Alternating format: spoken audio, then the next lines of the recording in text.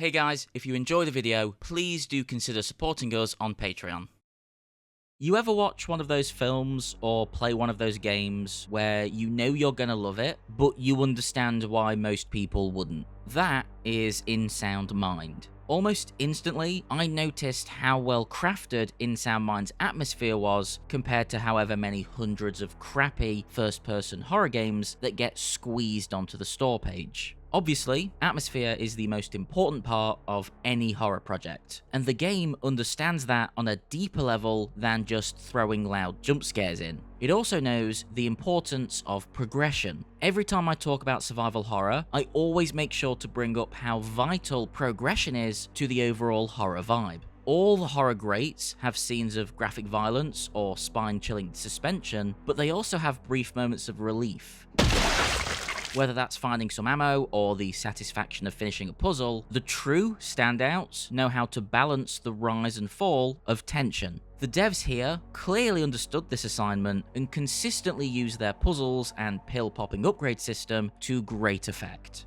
Grabbing pills. I'd say more often than not, In Sound Mind is much more of a puzzle game than a horror, and with that comes the absolute most bullshit example of a survival horror barrier that really shouldn't need a key item to get through. Sure, Leon should be more than capable of jumping over those waist-high walls in Resi 4, but at least that would take some actual physical effort. In Sound Mind is just taking the piss with theirs. It's police tape. Walk the fuck through it, you dick sneeze. It's just fucking paper. But the game knows what it's doing, and it just doesn't fucking care. That nonchalant tone carries on throughout the whole game. For example, some of the background scares that most horror games use to unnerve their players come off goofy as shit here.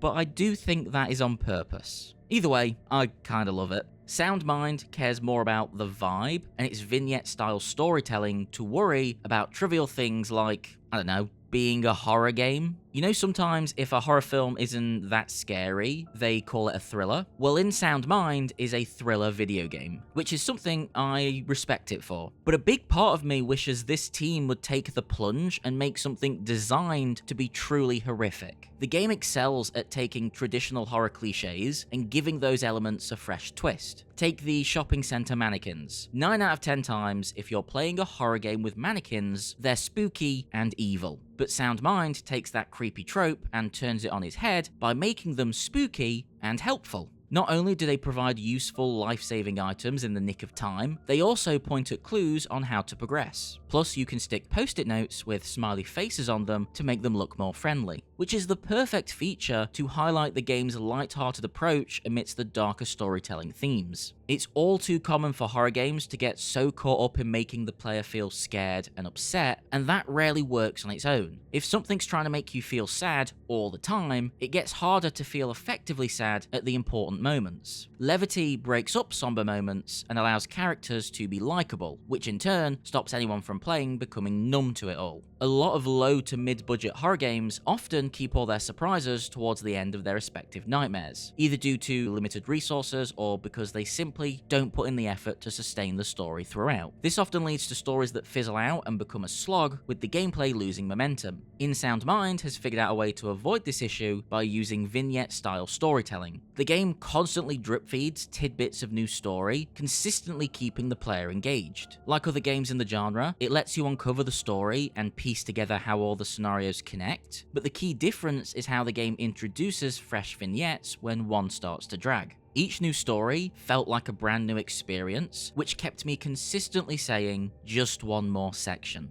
Each and every time, I was always curious about how these stories connected and where they'd go next. A major factor in maintaining that momentum is how In Sound Mind clearly defines the rules of its ethereal world. Sure, it has all the same surrealist trappings of many other horror games, but in this case, the structure is firmly established. Each vignette introduces a monster tied to a specific character, and as you learn about this character, you discover new tools that are essential to overcoming the monster. I say overcoming instead of defeating because the goal isn't just to kill the monster, but to save the person who created it. This unique approach to the gameplay makes each vignette feel meaningful, as you're not just fighting monsters, but saving the story's characters. When the rules of the world are so clearly defined, it also allows you to predict what might happen next. This means we either feel like big smart boys for solving the mystery with the evidence provided, or we get the rug pulled out from underneath us by an unexpected twist. Even though the twist might seem random at times, it still feels fair because the time was taken to provide you with enough information to make informed guesses along the way. Not only does it keep the gameplay engaging, it stops the story from getting stale. Horror games about grief and guilt are a dime a dozen, so it's unbelievably refreshing to find one that actually has something unique to say about these topics instead of just using them as cheap, easy horror cliches. How about, instead of making those cummy choose-your-own-adventure Silent Hill games, we just let these guys have a go? Because they get how to use story and concepts to inform creative creature design, and they also make some cute little puzzles too.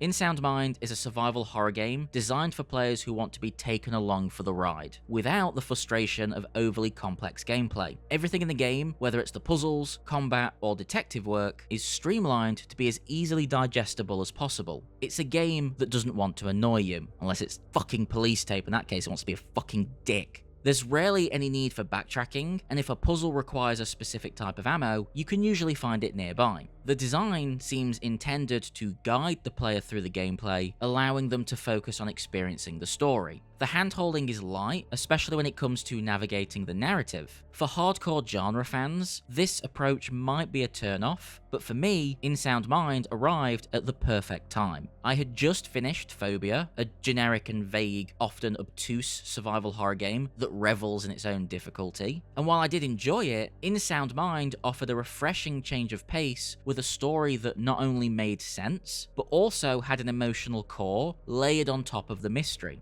Both Phobia and In Sound Mind are at the opposite ends of the survival horror spectrum, yet each has something valuable to offer depending on what you want from the experience. However, there's one key difference. Only In Sound Mind has original songs that reflect the character's inner turmoil. Just saying. Thank you so much for watching this video. Have you played In Sound Mind? Have you played Phobia? Do you have a favorite survival horror game? And what do you like about those survival horror games? How do you like your survival horror to be put together? Please feel free to share any and all that down in the comments. Any likes and subscribes we get, we deeply appreciate. If you want to support us even further than that, we have a Patreon. The link is in the description. We don't really expect anything and we don't lock off any content there. It's just if you want to support us making more content. Thank you again for watching the video, and cheers.